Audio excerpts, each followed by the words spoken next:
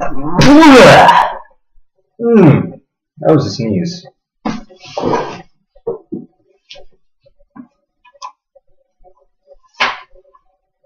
Quite simply, this is a story of a city clutched by terror. It was not terror brightened by heroism, as in Warsaw during the days of the Nazis, nor a terror played against revolution, as in Paris under the guillotine.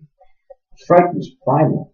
From July 1976 through July 1977, a murderer was abroad in the streets and alleys of New York. The terror tore away certain illusions of civilization. More than 300 New York police officers joined an increasingly hysterical search for the killer. Many of the cops were as solid as any you see in a television drama. Some were not. There was the promise of glory, promotion, and money for the policeman who broke the case. The inter-force rivalries became ferocious. It is not something the glorifying television shows display. Two New York tabloids, the morning Daily News and the afternoon New York Post, were struggling for circulation among those people who did not choose to read the New York Times. The News had been losing readers for a decade. The Post was under the new stewardship of the Australian press adventurer Rupert Murdoch. The terror did not lead both tabloids to practice yellow journalism, and there are those who say that it did. What they did practice was something less than Pulitzer Prize quality. Fire of fright was burning. They fanned it. The public responded by buying newspapers and yielding to panic. According to police calculations, your chance of becoming a homicide victim in New York on any given night are about 600,000 to 1. Your chances of being murdered by a stranger, as opposed to a spouse, a rejected lover, or a disturbed child, approach 2 million to 1. Your chances of being done in by any given killer, however maniacal, are so small as to be incalculable. But as the terror peaked in New York City, nearly 5,000 people a day made frenzied telephone calls to their local precincts. The wall between civilization and anarchy is either so high nor so sturdy as we can comfortably assume. The killer himself was a drab, soft-faced man. He was not very good at studies or at friendship, and because of contradictory statements, some experts believe he is a virgin to this day. He was born out of wedlock on June 1st, 1953, to a Long Island businessman named Joseph Kleinman and a waitress named Betty Broder Falco, during the course of a love affair that would last for 29 years. Both Kleinman and Mrs. Falco were married, but not to each other. The mother, a warm-hearted woman, named her son Richard David Falco and at once offered him up for adoption. A childless Bronx couple, Matt and Pearl Berkowitz, took in the baby and changed his name to David Richard Berkowitz. David seems never to have felt sure of his identity. Hell yeah!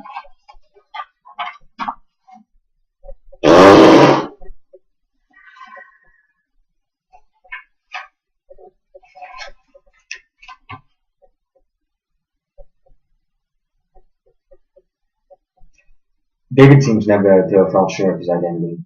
He was phobic as a child and suffered from overwhelming feelings of rejection. David seems never to have felt sure of his identity. He was phobic as a child and suffered from overwhelming feelings of rejection. His response both to rejection and to a shaky sense of self began with bravado. He boasted of achievements, strength, and sexual conquests that don't exist. To impress his peers with his toughness, there is history that he indeed could have set fires in empty lots. The pervading sense of the first 20 years of David Berkowitz's life is pathos. He wanted to be good-looking, popular, successful, romantic, and loved by young women.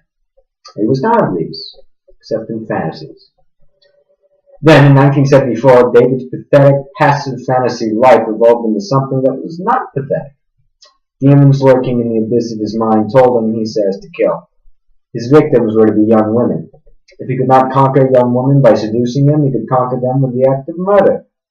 There is, of course, nothing rational about psychosis. Psychotic behavior is the polar opposite of reason. When David first went forth to kill on Christmas Eve 1975, he armed himself with a knife. Then he prowled about a huge, dehumanizing apartment development in the Bronx known as Co-op City. David was surprised and frightened that the women he stabbed screamed in pain and terror, and that they bled. Based on movies he had seen, David expected murder by night to be tidy. 6 months later, he got to Houston, Texas, where you can purchase a handgun without a permit. There, with the help of a one-time army buddy named Billy Dan Parker, David obtained a Charter Arms 44 caliber bulldog.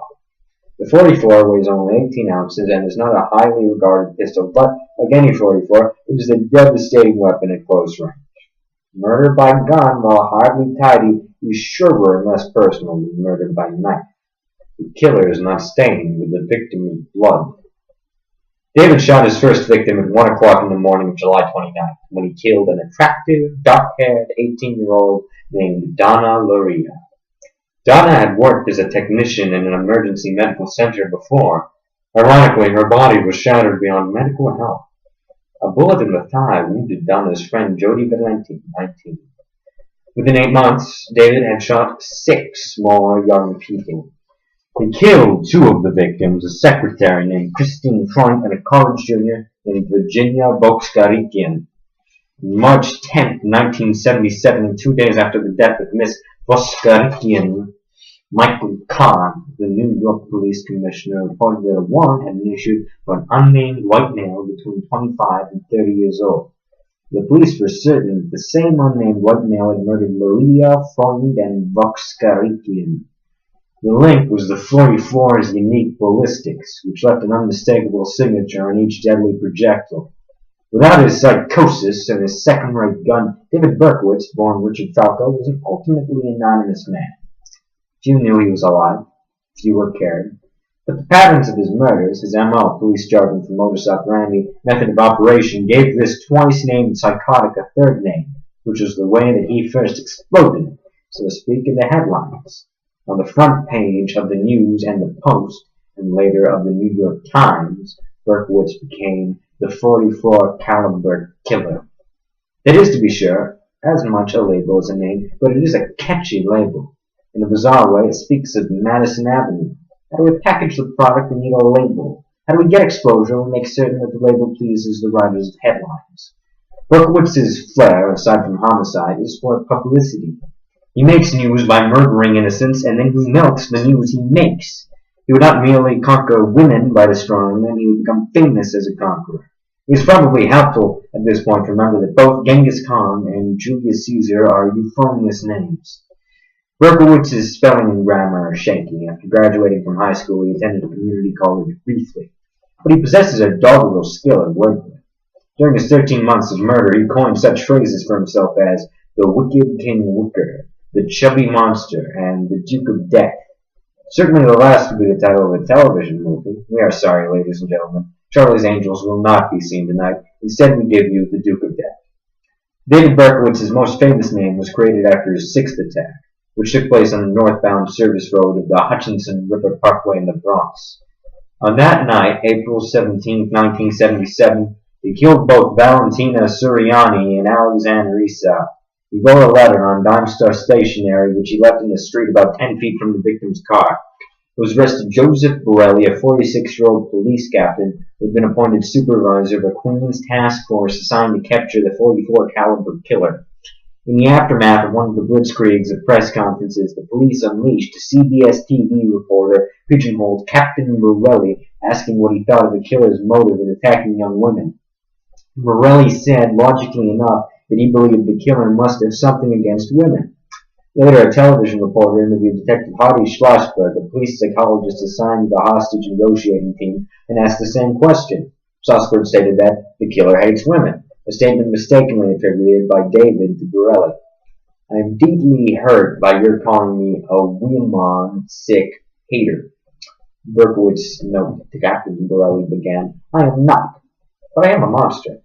A confidential police profile described Berkowitz as shy, odd, schizophrenic, and paranoid. Borelli and Berkowitz both were responding to what they knew. Then Berkowitz composed a single sentence that would make him the centerpiece of thousands of headlines. I am the son of Sam. After that, there were only 2 more attacks, 1 more murder.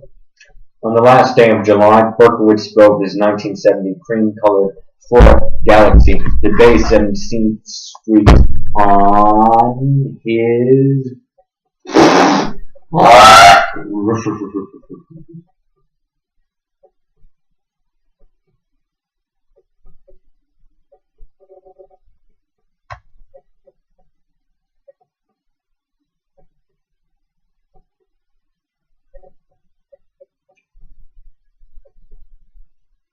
Berkowitz drove his 1970 cream-colored Ford Galaxy to base 17th Street in the Bensonhurst section of Brooklyn. It is an area that occupies the southeastern edge of the borough and one that has remained quiet, middle-class, and relatively safe. Berkowitz parked the Ford beside a hydrant and, wandering toward a lover's lane, accosted a 50-year-old widow named Celia Davis. He meant to kill a young woman. After coming face to face with Mrs. Davis, he retreated toward his car. He then regrouped, so to speak, and found his final victim, a high-spirited blonde secretary named Stacy Moskowitz, shooting into a car for the last time. Berkowitz struck the young woman in the brain and permanently blinded her date, Robert Violante. Miss Moskowitz died in a Brooklyn hospital 38 hours later of what physicians called swelling of the brain stem. The press and television now beat the drums of chaos. Green newspapermen had been urging the killer to turn himself in to them rather than the police. This was a tactic devised years earlier by the late Walter Winchell, a columnist who believed that the pivot of all his stories was Walter Winchell. Television people cluttered the air with stories of victims and their families, with bad guesses about the son of Sam's identity, and with speculation about where he would strike next. He would not strike again. After days of frightened silence, Mrs. Davis told her version of all the events of the evening to the police on August 3rd. On August 10th, a Wednesday, 2 New York detectives visited Pine Street in Yonkers and found Berkowitz's car. Inside, one of them spotted what he believed to be a submachine gun and called for help. After a 6-hour stakeout, a heavy figure approached the front. A white-haired, chubby-faced New York detective named John Falotico said, "Freeze, I'm the police." "Hello," David said calmly to John Falotico. "Who are you?" Falotico said from behind his gun. "You know who I am," Berkowitz said.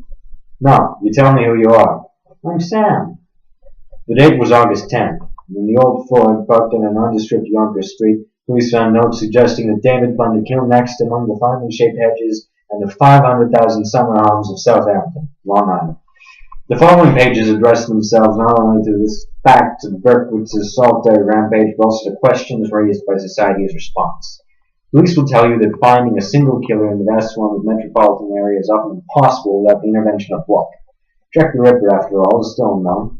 But one can wonder and find out why the police moved so slowly once they had found the parking ticket that Mrs. David had reported, statements made by members of the Yonkers Police Department, and a statement by Sam Carr as to the possible identity of the son of Sam. The case also shows that the public has been misinformed about what police drawings and psychological profiles can do to help to catch a killer, making accurate conclusions from the modest input that a mass murderer provides by leaving bizarre notes at the scene of his crime is problematic. Certainly is not unlike what one reads about in a mystery novel. One also wonders about the press. Berkowitz perked up television ratings. He sold newspapers. On this day after his capture, the Daily News sold 2.2 million copies, 350,000 more than usual. The Post, which headlined the word "captured" in red ink, surely finished in the black that day. Its circulation jumped from 609,000 to 1 million. The 3 newspapers who sought David's surrender, Jamie Breslin, Pete Hamill, and Stephen Dunleavy, later made self-serving statements about their roles. Dunleavy said, "There are no rules when it comes to appealing to a killer." Hamill said he had spoken to psychiatrists who advised him to appeal to Berkowitz's Dr. Jekyll side. Breslin protested that the journalist's role in the situation was determined by the man with a finger on the trigger, precisely the sort of statement that Breslin, in his own customary role as a street-smart, tough-guy columnist, would sneer into the oblivion it deserves. Certainly Breslin's actions in engaging Berkowitz in public correspondence created a furor amongst the columnist's brethren. Our touchstones are violence and ineptitude, greed and ambition, and David Berkowitz's erupting psychoses. The consequences do not advertise the glories of American society. Finally, and incredibly, many jurists suggest that when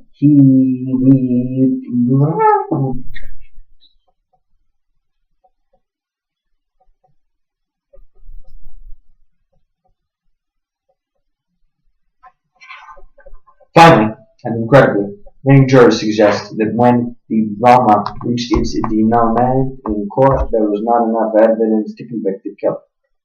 There is no reasonable doubt, no doubt of any kind, that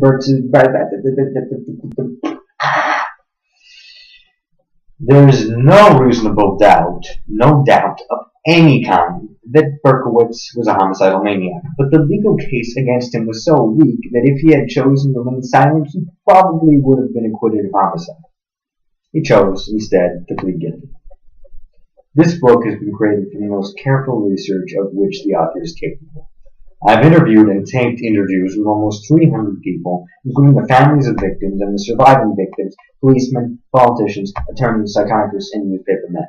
I proceeded with the sanction of the court, the Attorney General of the State of New York, and the Crime Victims Compensation Board. Half of my royalties, the money David Berkowitz would receive, would go to repay, as much as money can repay, survivors of Berkowitz's attacks and the families of those who did not. This arrangement is in the form of a court order signed by Judge Carmen A. Ventiera of the New York State Supreme Court in Brooklyn. It was approved by the conservator of David Berkowitz and by attorneys for those victims whose families fled claims against David Berkowitz. I feel I have known David Berkowitz for a very long time, and he is terrified. So is the fact that his psychosis went undetected at schools, the places he worked, and by the U.S. Army. We like to armor ourselves against chaos by thinking of modern police techniques, of the vigilance of the press, and of the wonders of contemporary psychology. I am less comforted by such things than I was before I set out to encounter David Berkowitz.